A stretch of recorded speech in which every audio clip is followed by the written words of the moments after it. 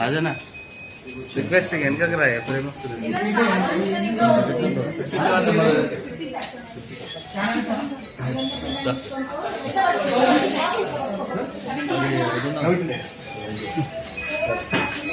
అదేనా స్కాన్ చేస్తారు.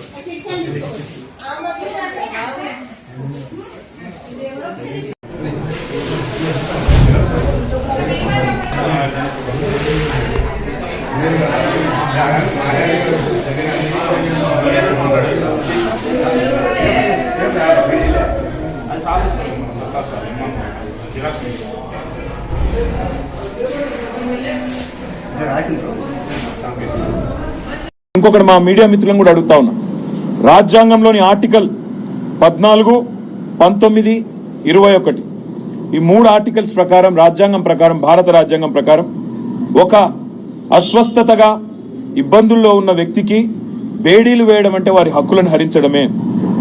బిఎన్ఎస్ఎస్ అనే కొత్త చట్టం వచ్చింది. ఆ కొత్త చట్టం ప్రకారం కేవలం తీవ్రవాదులకు మాత్రమే, క్రూరమైన నేరస్తులకు మాత్రమే బేడీలు వేయాలన్న నిబంధనలు ఉన్నాయి తప్ప ఇవాళ రైతు బిడ్డలకు, రైతులకు, గిరిజన రైతులకు బేడీలేసిన ఒక అహంకార దుర్మార్గ ముఖ్యమంత్రి రేవంత్ రెడ్డి వైఖరిని ఇవాళ మనందరం కూడా ముక్త కంఠంతో ఖండించాల్సిన అవసరం ఉంది. పోలీస్ మాన్యువల్స్ ప్రకారం, జైలు మాన్యువల్ ప్రకారం కూడా అండర్ ట్రయల్ ఖైదీలను ట్రీట్ చేయాల్సిన విషయంలో ఉన్న అన్ని చట్టాలను కూడా తుంగలో దొక్కుతా ఉన్నారు. దీన్ని కూడా రాష్ట్ర ప్రధాన న్యాయమూర్తి గారు దయచేసి పరిగణలోకి తీసుకోవాలని వారికి నా విజ్ఞప్తి. అదేవిధంగా ఇవాళ వాళ్ళు చేసిన నేరం ఎల్లా ఒక్కటే, గిరిజనులు కావడమే వాళ్ళు చేసిన నేరం, చిన్న రైతులు కావడమే వాళ్ళు చేసిన నేరం. ఆయనకు ఏ పదవి లేని తిరుపతి రెడ్డి గారేమో కొడంగల్లో 200 మంది ప్రైవేట్ సైన్యంలాగా పోలీసులను పెట్టుకుని ఊరేగుతా ఉన్నాడు. రేవంత్ రెడ్డి మాట వినందుకు గిరిజనులను ఇవాళ వేధిస్తా ఉన్నారు. అండర్ ట్రయల్ ఖైదీలుగా ఇవాళ అసలు ఇన్ని రోజులు దారుణం, అసలు ఉండడమే దారుణం. వికారాబాద్ కొడంగల్ కోర్టు నుంచి హైదరాబాద్ లో నాంపల్లి కోర్టుకి పేపర్లు ట్రాన్స్ఫర్ చేయకుండా 20 రోజుల పాటు జాప్యం జరగడం వల్ల, ప్రొసీజరల్ డిలే వల్ల ఇలా మా నాయకుడు నరేందర్ రెడ్డితో పాటు ఇంతమంది 20 రోజుల పాటు ఉత్త పుణ్యానికి జైళ్లలో మగ్గుతా ఉన్నారు. అందుకే ముఖ్యమంత్రి ఆదేశాలు, ముఖ్యమంత్రి యొక్క ఉద్దేశపూర్వకమైన ఎజెండానే దీని వెనకాల మాకు కనబడతా ఉంది. కేవలం నా మాట వినలేదు అని చెప్పి వాళ్ళను హింసించండి అన్నట్టుగా గుండెపోటు వచ్చినా కుటుంబ సభ్యులకు తెలియజెప్పకుండా మరి దుర్మార్గంగా ఇంకొక 2 పేర్లు, కావలి రవీందర్, గుండెమేని బసప్ప, వాళ్ళిద్దరు కూడా ఆరోగ్యం బాగాలేదు, వాళ్ళను కూడా వెంటనే విడుదల చేయాలి. అదే వారితో పాటు మిగతా వాళ్ళందరినీ కూడా వెంటనే విడుదల చేయాలని చెప్పి కూడా మేము డిమాండ్ చేస్తా ఉన్నాం. అదే మాదిరిగా మిగతా రైతుల మీద కూడా నెల రోజులు జరిగిన తర్వాత కూడా ఇంత దుర్మార్గంగా, ఇంత అరాచకంగా ప్రభుత్వం ఏదైతే వ్యవహారం చేస్తా ఉన్నదో ఈ విషయంలో ఇకనైనా రేవంత్ రెడ్డి భేషజానికి పోకుండా, అనవసరపు అహానికి పోకుండా ముందుకొచ్చి స్పందించి ఆ కేసులు విత్డ్రా చేసుకుని వారిని తక్షణమే విడుదల చేసి వారి కుటుంబ సభ్యులకు అప్పచెప్తే వారి ఆరోగ్యాన్ని, వారి ప్రాణాలను కాపాడిన వాడైతాడు. లేకపోతే మాత్రం చరిత్రహీనుడిగా మిగిలిపోతాడని చెప్పి తెలియజేస్తూ మీడియా మిత్రులకు కూడా చివరిగా ఒకటే విజ్ఞప్తి.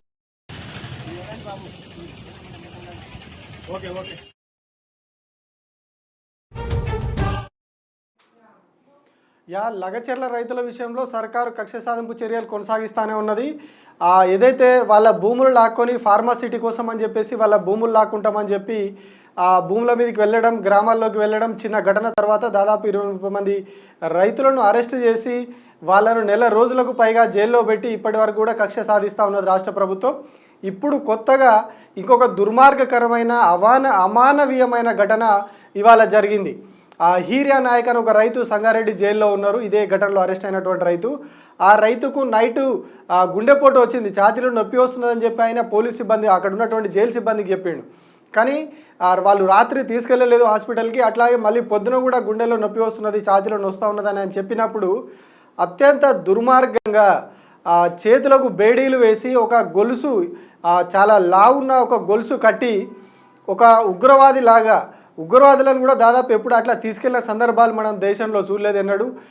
వేరే వేరే దేశాల్లో కావచ్చు అక్కడిక్కడ చూసి ఉంటాం తప్పితే మన దేశంలో ఎప్పుడు కూడా ఆ స్థాయిలో బేడీలు వేసి గొలుసులు పెట్టి ఒక రైతును, సాదాసీదా రైతును తీసుకెళ్లిన సందర్భాలు ఎప్పుడు కూడా చూడలేదు.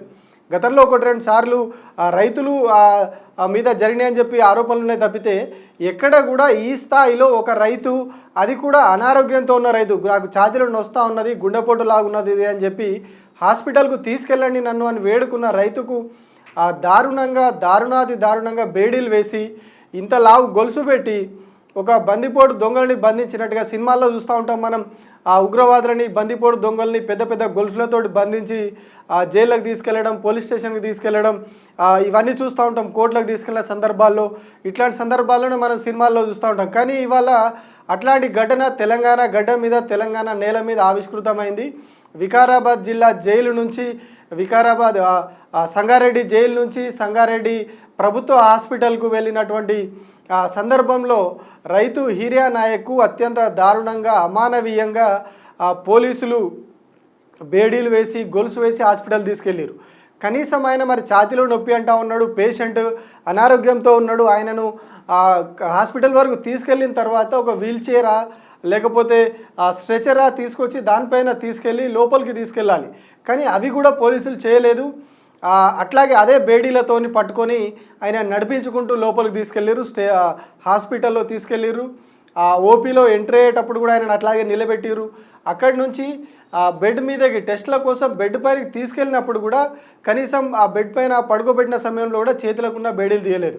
ఆ బేడీలు కానీ, ఆ గొలుసు కానీ, బేడీలు అప్పుడప్పుడు వేస్తూ ఉంటారు. సరే, అంతవరకు ఓకే అనుకున్నా కానీ కనీసం ఆ గొలుసు ఏదైతే కట్టిర్రో ఆ గొలుసు కూడా తీయలేదు, బేడీలు తీయలేదు. అట్లనే ఒక క్రూరమైన ఉగ్రవాదులను ఎట్లా ట్రీట్ చేస్తారో, చాలా దారుణాతి నేరాలు చేసినటువంటి బందిపోటు దొంగలను ఎట్లా ట్రీట్ చేస్తారో అంతకంటే దారుణంగా లగచెర్ల రైతులతోటి రాష్ట్ర ప్రభుత్వం, రాష్ట్ర పోలీసులు వ్యవహరిస్తూ ఉన్నారు.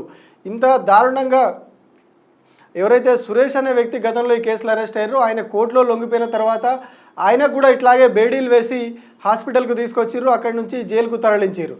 సో ఇదంతా కూడా కేవలం రైతులు pharma city, pharma cluster, pharma village కోసం ఏదైతే గతంలో ప్రభుత్వం నోటిఫికేషన్ ఇచ్చి భూములు సేకరించే ప్రయత్నం చేసిందో కొడంగల్లో ముఖ్యమంత్రి రేవంత్ రెడ్డి సొంత గ్రామంలో, సొంత నియోజకవర్గంలో భూములు లాక్కోవాలని ప్రయత్నం చేసిందో ఆ ప్రయత్నాన్ని రైతులందరూ కూడా ఏకగ్రీవంగా అడ్డుకున్నారు, మూకుమ్మడిగా దానికి అడ్డం నిలబడ్డారు.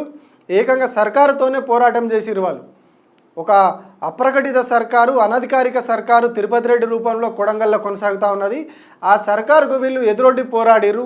మా భూములు ఇయ్యము, పచ్చటి పంటలు పండే భూములలోకి మీరు ఫార్మా తీసుకొచ్చి పెడితే మా జీవితాలు నాశనం అవుతాయి, మా తరతరాలు కూడా నాశనం అయిపోతాయి, ఇంత పచ్చగా బతుకుతూ ఉన్నాం మేము ఆ భూముల మీద ఆధారపడి, ఇట్లాంటి తరుణంలో మేము ఎట్లా బతకాలని చెప్పి వాళ్ళందరూ కూడా ఆందోళన చేసిన పరిస్థితి. దాని మీదనే ఏడాది కాలంగా కూడా వాళ్ళు పోరాటం చేస్తూ ఉన్నారు. ప్రభుత్వాన్ని, ముఖ్యమంత్రిని కలిసిర్రు, కొడంగల్ అప్రకటిత ఎమ్మెల్యేగా ఉన్నటువంటి తిరుపతి రెడ్డిని కలిసిర్రు. ఇట్లా చాలామందిని కలుస్తూనే ఉన్నారు కానీ ఎక్కడ కూడా వాళ్ళకు ఒక పరిష్కారం చూపెట్టలేదు. ఫార్మా క్లస్టర్ అని గెజిట్ ఇచ్చి లేదు ఫార్మా క్లస్టర్ కాదు మేము పెట్టేది ఇండస్ట్రియల్ కారిడార్ అని చెప్పి అబద్ధం చెప్పింది. స్వయంగా ముఖ్యమంత్రి నోటితోటి కూడా అబద్ధాలు చెప్పిన పరిస్థితి మనం చూసినాం. అటు తిరుపతి రెడ్డి కావచ్చు, వాళ్ళు పెట్టిన కొంత పెయిడ్ బ్యాచ్ కావచ్చు, ఆ టీవీలలో ఇంటర్వ్యూలు ఇచ్చుకుంటా, యూట్యూబ్ ఛానల్లో ఇంటర్వ్యూలు ఇచ్చుకుంటా వాళ్ళు కూడా గెజిట్ ఏమో ఫార్మా విలేజ్ అని అఫీషియల్గా ఉంటుంది, కానీ వీళ్ళు ప్రచారం చేసింది లేదు అక్కడ ఇండస్ట్రియల్ కారిడార్ పెడుతున్నామని చెప్పి చేసిరు. సో ఈ గొడవ అంతా జరగడం, వీళ్ళు జైలుకి వెళ్ళడం, ఈ పరిణామాలు తీవ్రంగా మారడంతో అప్పుడు ఆ ఫార్మా విలేజ్కి ఇచ్చినటువంటి గెజిట్ను రద్దు చేసి, ఆ నోటిఫికేషన్ని రద్దు చేసి కొత్తగా ఇండస్ట్రియల్ కారిడార్ పేరుతోటి మళ్ళీ నోటిఫికేషన్ ఇచ్చారు. అంటే ప్రభుత్వమే అబద్ధాలు ఆడుతూ ఉన్నది. ఇందులో ప్రభుత్వమే ప్రజలను రెచ్చగొట్టింది. ఫార్మా పెడుతున్నామని చెప్పి ప్రజలను ఆందోళనకు గురి చేసి వాళ్ళని రెచ్చగొట్టి వాళ్ళను ఒక నిద్రలేని రాత్రులు వాళ్ళతోటి గడిపి వాళ్ళని ఆందోళనకరమైన పరిస్థితిలోకి నెట్టింది ప్రభుత్వం. ఆ తర్వాత వాళ్ళు తిరగబడేసరికి లేదు అని చెప్పి ఇండస్ట్రియల్ కారిడార్ అని చెప్పి మళ్ళీ భూములు గుంజుకున్నాడు మాత్రం పక్క అని చెప్పి మళ్ళీ ఆందోళనకు గురి చేసింది, వాళ్ళని ఇబ్బందుల పాలు చేసింది. ఆ ఫార్మా విలేజ్ విషయంలో, ఫార్మా క్లస్టర్ విషయంలో వాళ్ళు భూములు ఇవ్వమని చెప్పి ఎదురు తిరిగినందుకు దారుణంగా వాళ్ళని అరెస్ట్ చేసి వాళ్ళ మీద 3rd డిగ్రీ ప్రయోగించి వాళ్ళని దారుణంగా కొట్టి కస్టడీలో ఇన్ని దుర్మార్గాలు పాల్పడ్డది. ఇప్పుడు ఇట్లా బేడీలేసి ఇట్లా ఇంకొక రకంగా ఇవన్నీ కూడా కక్ష సాధింపు చర్యలుగానే కనిపిస్తూ ఉన్నాయి. ఎందుకు అంటే కొడంగల్లో ప్రధానంగా ముఖ్యమంత్రి రేవంత్ రెడ్డి అల్లునికి సంబంధించినటువంటి మ్యాక్సిబియాన్ ఫార్మా కంపెనీకి సంబంధించి అక్కడ భూములు ఇవ్వబోతా ఉన్నారు పెద్ద ఎత్తున. వాళ్ళ ఫార్మా కంపెనీని విస్తరించాలనుకుంటా ఉన్నారు. ఆల్రెడీ కంపెనీ ఉంది, దాన్ని పెద్ద ఎత్తున విస్తరించాలనుకుంటా ఉన్నారు. దానికి కొడంగల్లో భూములు ఇవ్వాలి, లగచెర్ల పరిసర ప్రాంతాల్లో ఆ భూములు కేటాయించాలనే ఉద్దేశంతో ప్రభుత్వం ఉండే. అందుకే ముఖ్యమంత్రి రేవంత్ రెడ్డి వాళ్ళ అన్న తిరుపతి రెడ్డి చాలా ప్రతిష్టాత్మకంగా తీసుకొని ఈ లగచెర్ల భూముల విషయంలో చాలా దూకుడుగా వెళ్ళిర్రు. అక్కడ కొందరు వ్యక్తులకు కార్లు కొనిచ్చి చేతులకు డబ్బులు ఇచ్చి మీరు గ్రామాల్లోకి వెళ్ళి రైతులను బెదిరించండి, అవసరమైతే మాట్లాడి ఎంతో కొంత వాళ్ళకు నచ్చ చెప్పండి, లేదు అంటే బెదిరించండి, ఏమైనా చేయండి అని కొందరిని ఎగదోసి వాళ్ళతోటి భయపెట్టించి కొందరితోటి సంతకాలు పెట్టించుకొని కొందరు అసలు భూములే లేకుండా సంతకాలు పెట్టినట్టుగా ఒక ప్రచారం చేసి రైతులు భూములు ఇవ్వడానికి సిద్ధంగా ఉన్నారు. ఇట్లా ప్రచారాలు చేసి కంప్లీట్గా ఒక గందరగోళ పరిస్థితి అక్కడ సృష్టించి ప్రజలు ఆందోళనకు గురయ్యేలాగా చేసి వాళ్ళు ఒక ఉద్వేగమైన ఉద్రిక్తమైన ఆగ్రహమైన పరిస్థితికి వాళ్ళు లోనయ్యేలాగా చేసి ఆ రోజు వాళ్ళు కలెక్టర్ మీద తిరగబడ్డారు. ఆ తిరగబడ్డ తర్వాత ఇప్పుడు వీళ్ళంతా కూడా ఇటు కలెక్టర్ మీద తిరగబడి ఆ రోజు తర్వాత పరిస్థితి అంతా మారిపోయింది. ఆ రోజు నుంచి నేటి వరకు కూడా రైతుల మీద కక్ష సాధింపు చర్యలు, వాళ్ళ కోసం ఉగ్రవాదులు వాళ్ళని వెతికినట్టుగా వెతకడం, ఊర్లలో పోలీస్ పికెటింగ్లు, అసలు గ్రామాల్లో 4-5 గ్రామాల్లో ఎక్కడ కూడా ఒక మగ మనిషి కూడా లేకుండా గ్రామం విడిచి వెళ్ళిపోయారు అని చెప్పి అక్కడ ఉన్నటువంటి గ్రామస్తులే చెప్పారు. అక్కడ ఉన్నటువంటి మహిళలు, వృద్ధులు వీళ్ళంతా కూడా ఢిల్లీ వరకు వెళ్ళి తమ వాదనను వినిపించారు. హ్యూమన్ రైట్స్ కమిషన్ కావచ్చు, SC/ST కమిషన్ కావచ్చు, ఇట్లా ప్రతి గడపకి ఎక్కి వాళ్ళు న్యాయం కావాలని చెప్పి తిరుగుతూ ఉన్నారు. అయినా కూడా ప్రభుత్వం వాళ్ళను పట్టించుకోవట్లేదు, వాళ్ళకు న్యాయం చేయట్లేదు. ఏదైతే ఫార్మా విలేజ్ అని చెప్పి వాళ్ళని రెచ్చగొట్టిన ప్రభుత్వము ఇప్పుడు దాన్ని రద్దు చేసుకున్నది. కానీ ప్రజల మీద పెట్టిన కేసులు, SC/STల మీద పెట్టిన కేసులు, అలా మెజారిటీగా లంబాడా బిడ్డలే ఉన్నారు. మరి ఎందుకు ప్రభుత్వానికి లంబాడా బిడ్డల మీద ఇంత ఆగ్రహమో తెలియదు. కానీ అక్కడ ఉన్న విలేజ్లన్నీ కూడా లంబాడే తండాలే ఉన్నాయి. ఎక్కువ ఉన్న 1-2 గ్రామాల్లో కూడా ఎక్కువ లంబాడి సామాజిక వర్గం సంబంధించిన వాళ్ళే ఉన్నారు. వాళ్ళ మీద కక్ష కట్టి కేసులు పెట్టి జైళ్ళలో పెట్టి వాళ్ళ మీద 3rd డిగ్రీ ప్రయోగించి ఇవన్నీ చేస్తూ ఉన్నారు. ఈ కేసుని ఇది ఇంకా దారుణమైన పరిస్థితి ఏంటంటే ఈ కేసు ఇంకా సీరియస్ అయింది.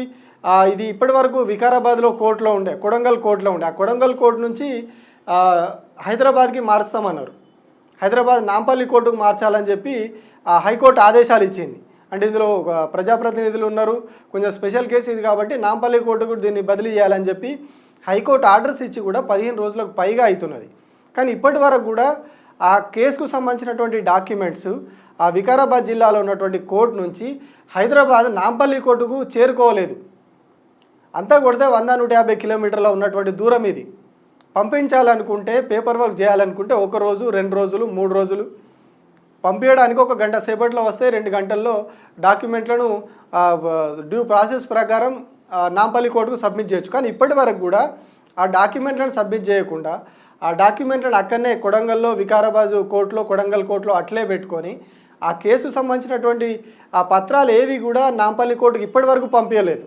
ఇప్పుడు ఒకవేళ బాధితులు బెయిల్ పిటిషన్ వేయాలనుకున్నా ఇటు మాజీ ఎమ్మెల్యే ఆ కేసులో అరెస్ట్ అయినటువంటి మాజీ ఎమ్మెల్యే కూడా ఆయన బెయిల్ పిటిషన్ వేసుకోవాలనుకున్నా, ఈ బాధితులంతా కూడా అరెస్ట్ అయిన 30 మంది బాధితులు బెయిల్ పిటిషన్ వేసుకోవాలనుకున్నా కూడా ఇకపై నాంపల్లి కోర్టులోనే వేసుకోవాలి. వాళ్ళు ఆ కొడంగల్లోనో వికారాబాద్ జిల్లా కోర్టులోనో వేయడానికి లేదు. ఎందుకంటే కేసుని ఇక్కడ బదిలీ చేయాలని చెప్పి హైకోర్టు ఆర్డర్స్ ఇచ్చింది.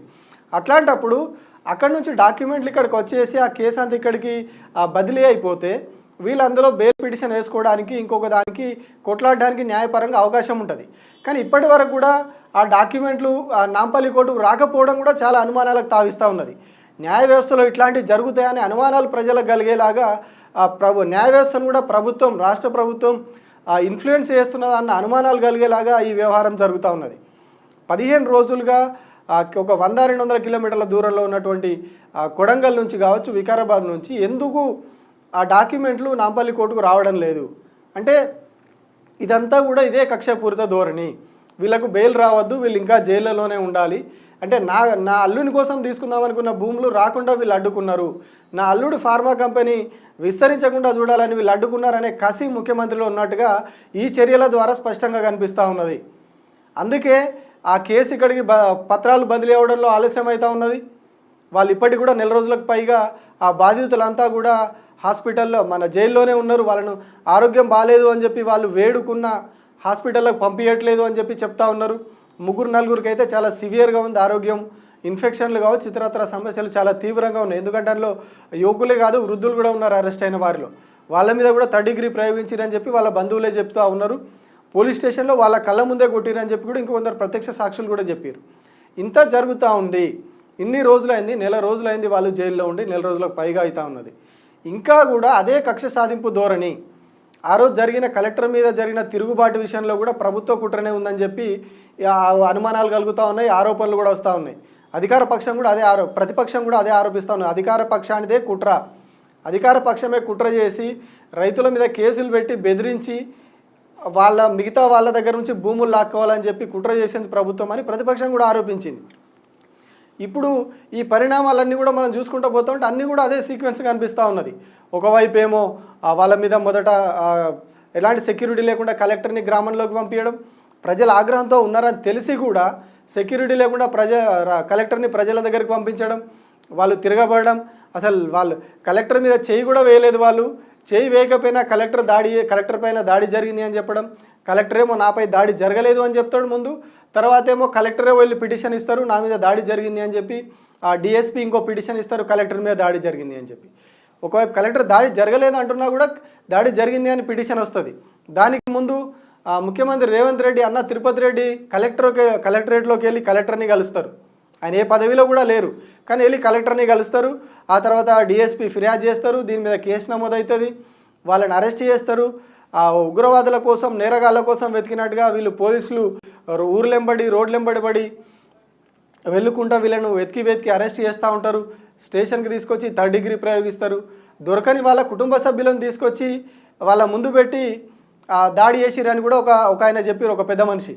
నీ కొడుకు దొరికితే కూడా ఇగో ఇట్లనే కొడతాం, ఇట్లనే తన్ను తినాల్సి వస్తుంది అని చెప్పి నా కొడుకును వేరే వాళ్ళని కొడుతూ నా కొడుకుని గురించి చెప్పిరు వీళ్ళు. నీ కొడుకు లొంగిపోమ్మను, వాడు ఎప్పుడు వచ్చినా ఇట్లా కొడతాం మేము, కొట్టుడైతే పక్క అని చెప్పిరని చెప్పి ఆయన కూడా మీడియాతో చెప్పిన పరిస్థితి. సో మొత్తం ఈ లగచర్ల ఇష్యూలో, కొడంగల్ ఫార్మా విలేజ్ ఇష్యూలో మొదటి నుంచి కూడా రైతులు ఎప్పుడైతే భూములు ఇవ్వడానికి తిరస్కరించారో అప్పటి నుంచి కూడా కంప్లీట్గా వాళ్ళ మీద ఒక కక్ష సాధింపు ధోరణి ప్రదర్శిస్తూ ఉన్నది. ఈ రైతులు ఏడాదిగా చేస్తున్న ఆ పోరాటాన్ని కంప్లీట్గా డైవర్ట్ చేసి కలెక్టర్ మీద తిరగబడిన తర్వాత దీన్ని ప్రతిపక్షానికి రుద్దే కుట్ర కూడా ముంగటేసింది. ప్రతిపక్షమే దీని వెనకాల ఉన్నది, వాళ్ళే ప్రోత్సహించారు. కేటీఆర్ చెప్తే నరేందర్ రెడ్డి చేసిండు, నరేందర్ రెడ్డి సురేష్కి చెప్పిండు, సురేష్ అక్కడ ఉండి రెచ్చగొట్టిండు చేసిండు. ఈ ఇష్యూని అంతా కూడా ఇటు తిప్పారు. 1 ఇయర్ నుంచి జరుగుతున్నటువంటి వీళ్ళ పోరాటాలను వీటన్నిటిని కూడా కంప్లీట్గా డైవర్ట్ చేసి దీన్ని ఒక రాజకీయ కోణంలోకి తీసుకొచ్చి అక్కడ కూడా మళ్ళీ ఈ రాజకీయం కేసుల్లో ఇరుక్కున్నారు కాబట్టి నేనేం చేయలేను, నా మీదనే ఇన్ని కేసులు ఉన్నాయి, 100 కేసులు ఉన్నాయి నా మీద, నేనేం చేయలేను అని చెప్పి స్వయంగా ముఖ్యమంత్రి వేదికల మీద చెప్పడం. వాళ్ళు కొడంగల్ బాధితులు వచ్చి నన్ను కలుస్తూ ఉన్నారు కానీ వాళ్ళ మీద కేసులు అయినాయి, నేను ఇప్పుడు ఏం చేయలేను అని చెప్పి ఆయనే చెప్తా ఉన్నారు. అంటే ఎంత దుర్మార్గంగా వ్యవహరిస్తూ ఉన్నది ప్రభుత్వం అంటే. ఫార్మా క్లస్టర్ పెడదామని చెప్పింది వాళ్ళే, ఫార్మా క్లస్టర్ అని చెప్పి పెట్టి ప్రజల్లో భయం కలిగించి ఇప్పుడేమో దాన్ని వెనక్కి తీసుకున్నారు. మరి ఎందుకు ఈ కేసులను కూడా వెనక్కి తీసుకోవట్లేదు ప్రభుత్వం? జరిగిపోయిందని చెప్పేసి కలెక్టర్తోనో ఇంకొకరితోనో ఆ రోజు దాడి జరిగిందని చెప్తా ఉన్న వ్యక్తులతోని ప్రభుత్వానికి నిజంగానే చిత్తశుద్ధి ఉంటే ఇట్లా చేయొచ్చు, కానీ ఆ విధంగా చేయట్లేదు. ఎందుకంటే ఈ భూములు మాకు రాకుండా అడ్డుకున్నారనే ఒక కసి మాత్రం ఇలా 100% కనిపిస్తూ ఉన్నది. అక్కడ దాడి జరిగిన తర్వాత వాళ్ళ మీద 3rd డిగ్రీ ప్రయోగించడం కావచ్చు, వాళ్ళకు ఆ రోజు బేడీలేసి తీసుకెళ్లడం కావచ్చు, వాళ్ళు హాస్పిటల్లోకి వచ్చినప్పుడు మనం చూసినాం ఆ రైతులను మొదటిసారి ఒక 15 మందిని అట్లా అరెస్ట్ చేసినప్పుడు వాళ్ళు నడవడానికి కూడా ఇబ్బంది పడుతూ ఉన్నారు, నడవలేకపోతూ ఉన్నారు. అంటే ఆ స్థాయిలో వాళ్ళని కొట్టిరు అనేది మనం అర్థం చేసుకోవచ్చు అక్కడ. సో ఆ తర్వాత సురేష్ అనే వ్యక్తి అరెస్ట్ అయితే ఆయన కూడా బేడీలు వేసిరు. వీళ్ళందరూ వాళ్ళు నేరస్తులు కాదు, రౌడీ షీట్లు ఉన్న వాళ్ళు కాదు, గతంలో ఉగ్రవాద కార్యకలాపాలకు పాల్పడిన వాళ్ళు కాదు, ఎట్లాంటి చర్యలు లేదు. వీళ్ళంతా కూడా అక్కడ ఉన్నటువంటి రైతులు, అక్కడ ఉన్నటువంటి నివాస గృహాలు ఉన్నవాళ్ళు, ఆ గ్రామాలకు సంబంధించిన ప్రజలు, వాళ్ళంతా కూడా ముఖ్యమంత్రి సొంత నియోజకవర్గానికి సంబంధించినటువంటి ప్రజలు వీళ్ళంతా. కానీ ఎక్కడ కూడా ప్రభుత్వం వాళ్ళతోటి వాళ్ళొక సాధారణ పౌరుల్లాగా, సాధారణ రైతుల్లాగా వ్యవహరించలేదు. ప్రతి చోట కూడా వాళ్ళని ఒక నేరస్తుల్లాగా, కరడుగట్టిన నేరస్తులతో ఎట్లయితే వ్యవహరిస్తారో అట్లనే వ్యవహరించుకుంటూ అప్పటి నుంచి కూడా ఇప్పటివరకు వ్యవహరిస్తూ ఉన్నది. దానికి కొనసాగింపే ఇవాళ హీరియా నాయక్ అనే రైతుకు గుండెపోటు వచ్చినటువంటి రైతుకు కూడా చేతులకు బేడీలేసి గొలుసుతోటి కట్టేసి ఎంత దారుణం అంటే చూస్తేనే చాలా బాధ అనిపించే ఘటన.